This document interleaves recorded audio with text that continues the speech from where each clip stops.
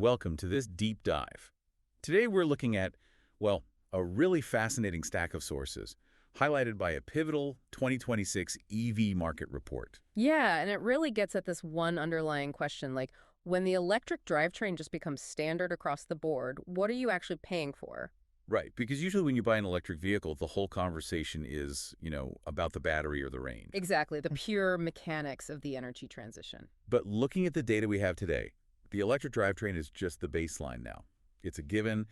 The real battle has become completely philosophical. Oh, absolutely. We've officially moved past the basic, is it electric phase? Right. Now the industry is competing over, what kind of emotional and functional utility you are willing to pay for. And to figure out exactly what that means for you, we are analyzing a market report that compares two very specific retro-futurist city cars. Right, the Mini Cooper SE and the Renault 5 E-Tech. Yeah, those two. So our mission today is to solve this massive mystery hidden in the sources. We really need to unpack how the MINI justifies a massive €10,000 premium over the Renault 5. Which is wild because on paper, both are really just compact electric cars. Right. And if this battle really is philosophical, you would naturally assume the baseline economics, like, the daily running costs, are identical. Sure. But the 2026 data reveals this highly counterintuitive catch about how luxury EV buyers actually operate. Okay, let's get into the numbers then.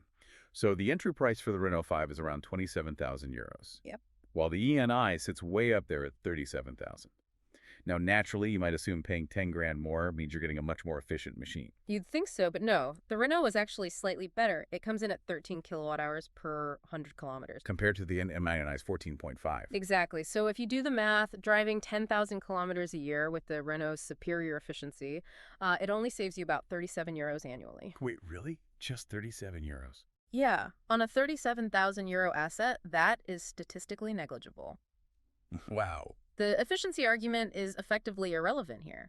I mean, a buyer looking at that €10,000 premium isn't losing sleep over €37 a year. The only real financial advantage is the Renault's much lower initial purchase price. That completely flips how you have to look at the math. It's exactly like buying a high-end designer lamp. Oh, that's a good way to put it. Right. You don't drop €1,000 on a sculptural piece for your living room just because it uses a slightly cheaper LED light bulb. No, definitely not. You buy the lamp for the design, the vibe, the statement. You are definitely not doing math on the electricity bill. Exactly. And because the MANI buyer isn't doing math on their energy bill, MANI redirects that budget elsewhere, which means we have to ask what exactly that €10,000 actually buys. Right. The sources point to two completely different definitions of what luxury actually means in a modern vehicle. So the MANI's higher consumption isn't a mistake. It's a calculated trade-off. Yes, very much so. The report notes it uses heavier, nobler materials. So to translate that, we're talking about real brushed aluminum instead of hollow plastics. Premium soundproofing, too. Yeah, and a super rigid chassis designed to give you that classic MINI go-kart feeling. Right, because the MANI is built as a status symbol. It maintains a higher barrier to brand switching by prioritizing the tactile feel of physical materials. It's designed to hold its residual value on the secondhand market. Okay, but then what about the Renault?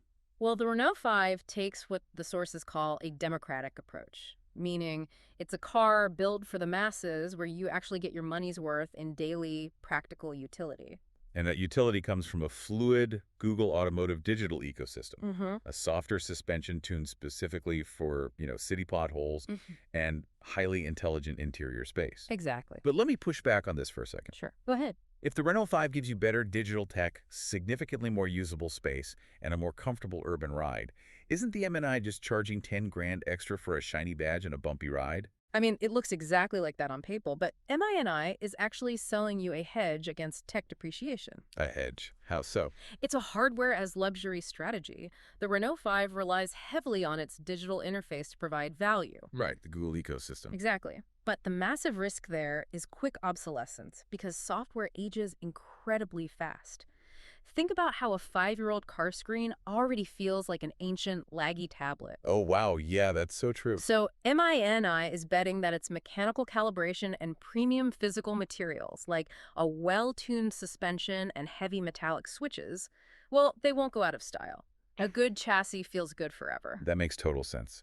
So what does this all mean for you, the buyer? If you're a pragmatist, a digitally native driver who wants a modern, comfortable urban tool where you maximize your investment recovery, the Renault 5 is the undisputed leader. Absolutely.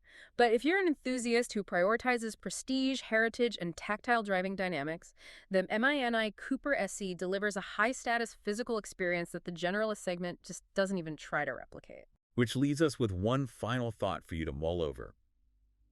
If software and seamless connectivity really do become the ultimate luxury for the masses, will legacy brands that rely purely on heritage hardware eventually lose their premium status entirely? That's a great point. I mean, will that expensive designer lamp stop being worth it if the smart bulb inside becomes completely obsolete? That is the defining question for the future of the automotive market. It really is. Huge thank you to all of you for joining us on this deep dive and exploring these sources with us. See you next time.